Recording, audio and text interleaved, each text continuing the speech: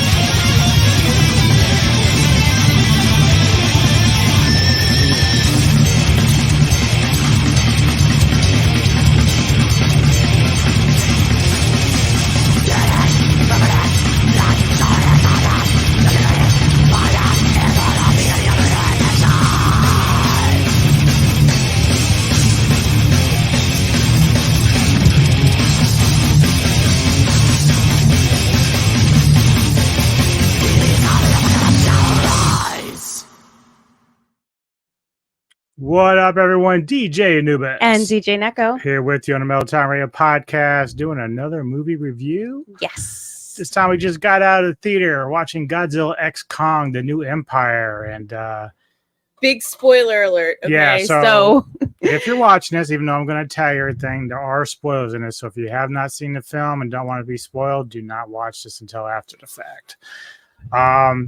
Going into this, like for the setup for a while now, I was, and I know Neko was too, we were kind of hesitant about what we were expecting out of the film. But, you know, as far as like, another ape, with Scar King, we know that's one of the villains here.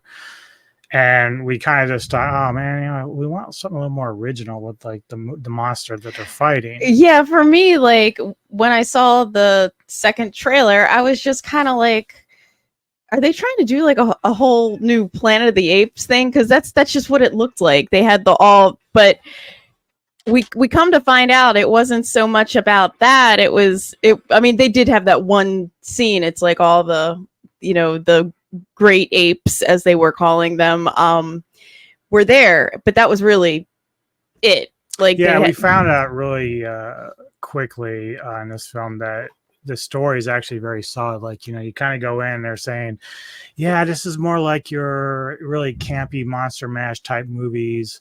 And it felt like that at the beginning. And I even for the said, most part, it is. I said to him, I was like, this is going to be a cheesy monster fighting movie. And I'm okay with that because it felt good. Like it felt like a good time. But we knew, before it got closer and closer to release date that, we had the monster Shimo. We knew that was a creature that I had a figurine that I got from it. And, but we didn't know exactly how it fit into the storyline. But basically, so it's directed by Adam Wingard, who did Godzilla vs. Kong. So we already know him from that, which was really good. We really liked that. The returning cast of Rebecca Hall, Brian Tyree Henry, new guy Dan Stevens, and then Kaylee Hoddle, who plays like the little girl Gia, are returning. So the plot is two ancient titans, Godzilla and Kong, clash in an epic battle as humans unravel their intertwined origins and connection to Skull Island's mysteries. So obviously, at this point, Kong is residing in Hollow Earth where we left him, and Godzilla is kind of taking control of the top, where he just stays there and makes sure he's fighting different monsters for various things. He opens up fighting the little spider-like creature that we saw from King of the Monsters and stuff like that. So yeah, that little spider creature is just like running around Rome, and yeah, so he's basically protecting humans up there, and and he sleeps in the Coliseum. That's his little bed. Yeah, we found out that he likes to sleep in little boxes like a cat. So Godzilla really is a cat. But Kong, he's down in Hollow Earth and he's still searching because, like, apparently, according to Rebecca Hall's character, there's still a lot of uncharted territory in Hollow Earth. Like, it's so massive that they don't even know. They haven't even charted everything that's down there. But of course, they've got their monarch stations here and there. But Kong is like just kind of going around. He's getting older, and and they did a good job with that. Remember, I said he looked like he was aging. He's starting to get gray. He's got a lot of scars on his chest from battle. So the CGI, while it took a little bit more of a like animated look to it, where before when you're looking at G14 and King of the Monsters, it's kind of like. I say this to Anubis all the time. Like I hate saying realistic, but it looked like a monster. Like if I looked out my window and there was a giant monster, that's how the G14 monsters really look like. But these are a little bit more animated looking. I don't want to say cartoony because it's still decent CGI, but it's more of an animation kind of style this time, and it's a little bit brighter. Yeah, they got a lot of colors going on. One thing that we were kind of comparing to, obviously we saw from the trailers, it has like that whole like Marvel universe type thing with like Thor Love and Thunder was very colorful. It's got a lot of pinks and purples and stuff like that. But even though if you saw the trailer, you would lead to believe that that's kind of like what they're going for. Now there is that team up, and we do see like this moment where 2-on-2 battle in the air type thing, but There's actually explanation as why did Godzilla looks the way he does, which is a good setup. And so we see like different monsters outside of like the spider thing that Godzilla is fighting. So the basic premise here is that there's some sort of signal coming from Hollow Earth that's calling out to Gia. She has like this telepathic vision of a distress call. And so while Kong's like searching, he runs into like this little monkey, which is tied to some other guys, and they're actually fighting Kong before Kong like beats him up and pretty much uses the little monkey as a battering ram. But we kind of find out monkeys. These monkeys kind of like are slaves to Scar King, which we haven't really been introduced to yet. It was kind of interesting because there was like a little bit of a cave-in near where Kong was, and that's kind of how he started like looking. He was exploring more, and then he saw like, oh, I'm just gonna walk around and check things out, and you know, these like bad monkeys, they were trying to jump Kong, and it was just crazy because because he was happy to see like more of him, even though these ones are a little bit wore down, but you know, he's there, he's like, wow, cool, but then they started attacking him, so he's like, what the fuck? He went like he put his axe down, and the little monkey is like a baby. Yeah, he's trying to to put his finger out, and it bit him, and it was little just baby monkey bit his ass. It was I got a kick out of the baby monkey. Yeah, well, and we find out that they're, you know, obviously they're enslaved by Scar King, and that's where I was saying, like, you do see that scene there with Scar King on his throne, and all the other monkeys are just like pushing around rocks and fighting with each other, and then there's like some other like lower level bosses like kicking them, and that's what I was expecting this whole movie to be, was like a whole new like Planet of the Apes. I thought they were going to try and really like just Planet of the Apes. I'm glad they didn't do like this whole like revolt. Like, even though we do have closure with that, like at least it wasn't like, come on army, let's go. Like, at least it's not like that. Yeah, I thought they were going to bring that entire crew up to Earth, and I'm like, okay, great, Planet of the Apes again. That's not original, but they didn't go that way. But we excuse me. When Kong finally meets Scar King, there's like this, you know, dominance battle between the two of them, and Scar King's got like this whip like thing that has like a little it's a crystal on the end, right, which controls this creature called Shima, which is like an ice creature, and she's an ancient titan just like Godzilla, and but he's able to control it and let it do its bidding, so like it's very powerful. So this is where, if you wonder where like the metal glove comes in hand, this is because he's been frostbitten by this frozen freeze ray that she spits out. She's very powerful. So the legend is, of course, the last time that she was up there, she's the one that created like the whole like ice age. So she might have been like connection to destroying the dinosaurs or something like that. So they didn't really mention that, but you can think of Ice Age, and maybe that's where that comes into play.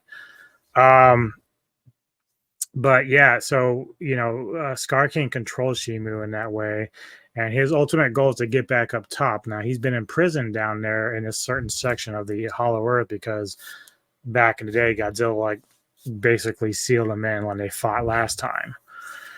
And so, and the other thing, which kind of makes a little bit of sense, and I just thought of this, they were saying that the battle was so bad that it almost, and this is long time ago, it almost killed Godzilla, and he kind of went into hibernation. And then, oh look, the atomic bomb, all that, you know, radiation woke Godzilla back up, and that's kind of, they didn't say that, but like now in the back of my head, I'm like, that makes sense. Godzilla almost died. That's why we never like saw Godzilla until the bomb was dropped. I like that little kind of tie-in.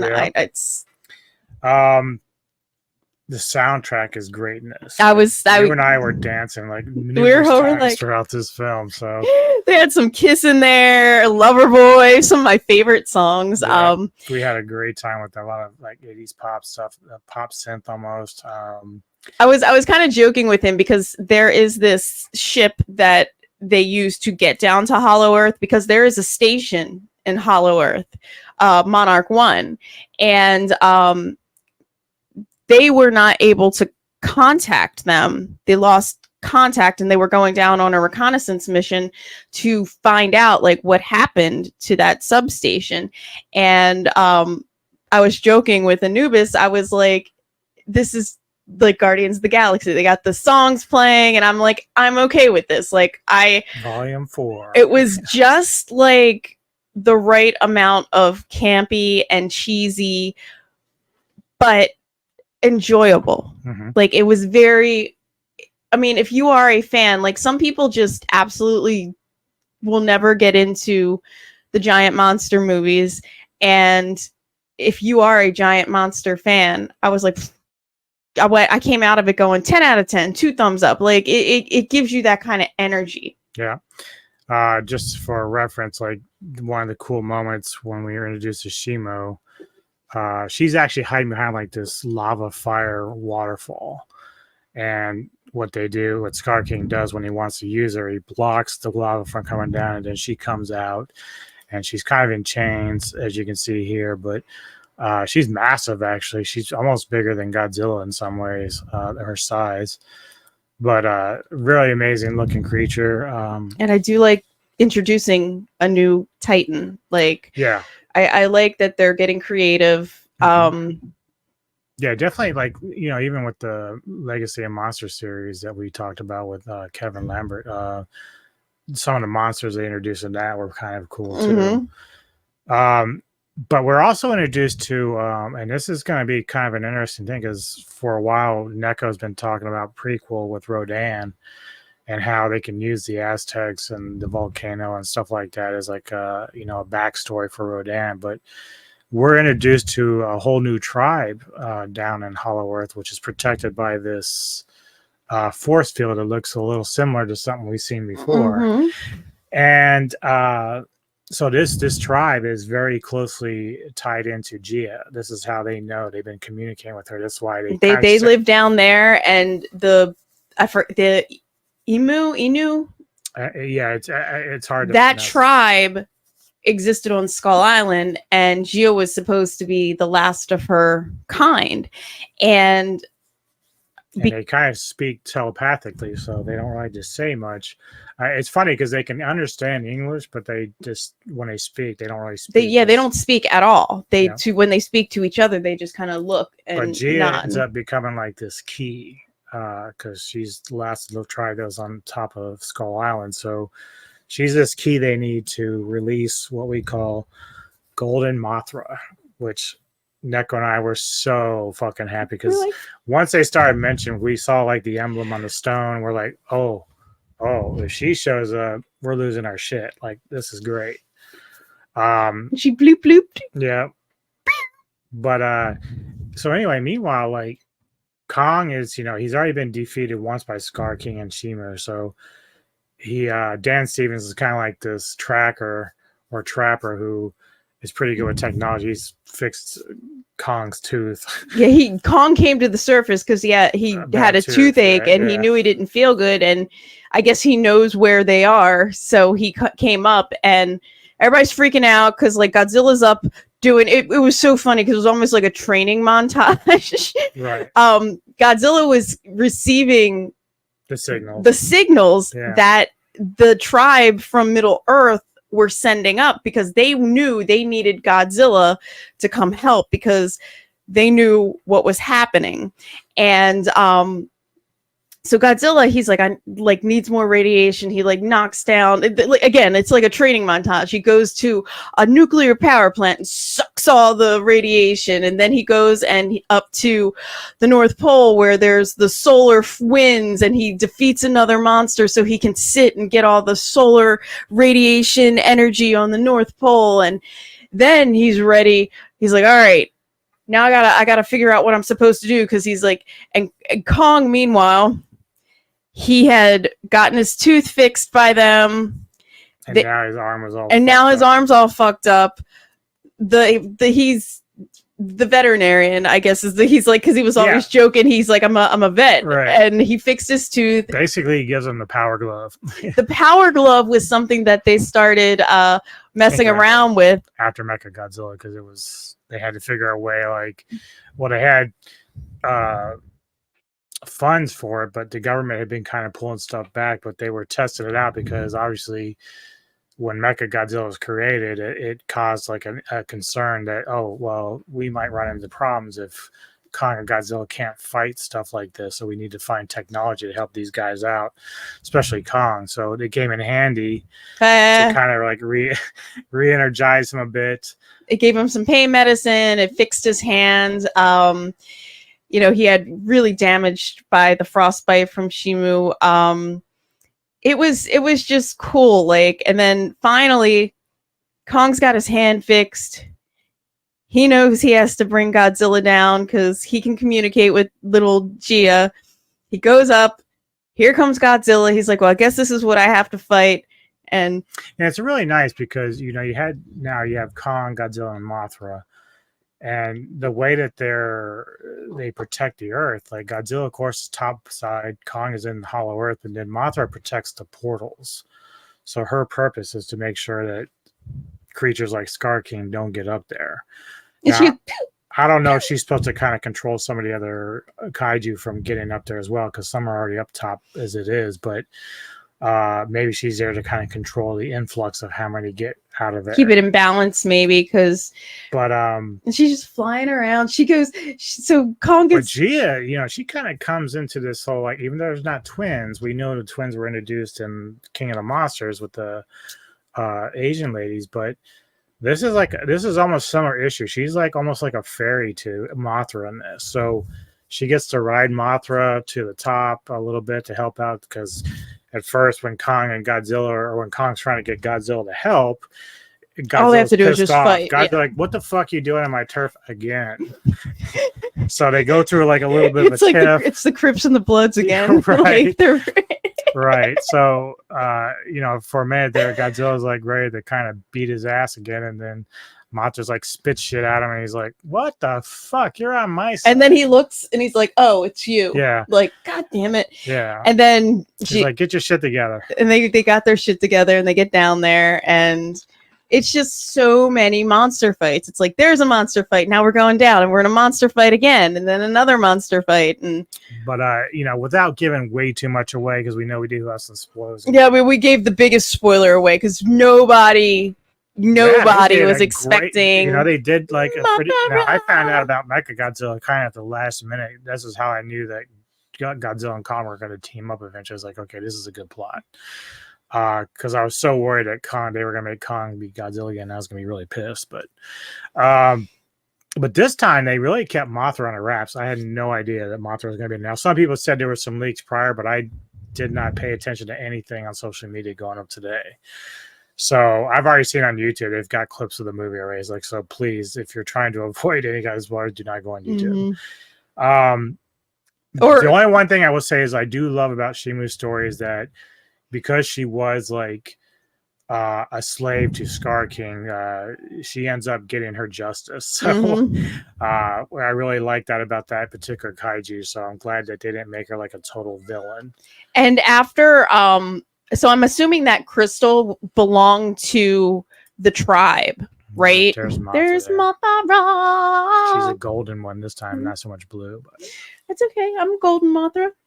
Well, there's different versions of Mothra, obviously. So this one was kind of cool. Like there's even sort of like fire Mothra in some ways. But maybe this Mothra belongs to that tribe. Maybe. And the blue Mothra belongs to the twins. Maybe. Yeah. But I feel like the beauty about Mothra is the whole, like, yes, she sacrifices herself. She's selfless, but she always comes back and is reborn. You know, it's the circle of life, as they say. But I really just, so Shimu, I think that the crystal that Scar had on his whip was part of, because her body, maybe. No, I was thinking the tribe had all that crystal, and I'm thinking that Scar got a piece of it, like, because they're so far buried down, they might have found like one small piece, and they're very powerful crystals. That's how they summoned Godzilla, by using these crystals to send the signal up. And I'm thinking that crystal somehow is powerful enough, and that's why Shimu has stayed down there so long, because that tribe was keeping, they don't want her up there because because Scar King wants to be there, but he has control over her, so they're obviously not trying to create another ice age on the top side. So after that, and he's like, it's so crazy, because after like she gets her justice. I'll tell you what, though, this is something I didn't even contemplate. So What, man? Obviously Ghidorah was as powerful as he was. You have to wonder how he would have fared against Shimu, because Shimu was very powerful. Like that freeze array, man, it's nuts. And Godzilla, like I said, he was going through his training montage. If he wouldn't have powered up with all that radiation, he would have been in trouble, because he got frozen and had to like to get unfrozen. But when after like she was done under like the spell, and she just like they did such a good job with making her look just majestic, like and sparkly. I like the moment because she's kind of looking at Godzilla and then Kong, and then she's like realizing that she's free, so she can like get her revenge on. And then she looked at. It was so great. Like I loved it. And even the very end, like when you realize that Kong, of course, is going to go back and basically free the enslaved apes that are down there, because now he has more people like him, more creatures like him. And it's a great thing. Of course, the little monkey's his buddy now. Yeah, he's got him up on his shoulder. Which is probably, if they continue this, that's probably going to be your new version of Kong in some way, Son of Kong or whatever. And if they go that route, I just loved it, because like now Shimu is like Kong's friend. Shimu wants him to, because Shimu's big, she's a mount, so like Kong's riding Shimu, and then he gets off and he gives her like a little pet, and like they were like friends, and she's like, Rah! And then the little guy's like, yeah. So this big surprise definitely moves up into my top 10. I haven't really found a place for it yet, but 10 out of 10 for sure. I think you feel the same way.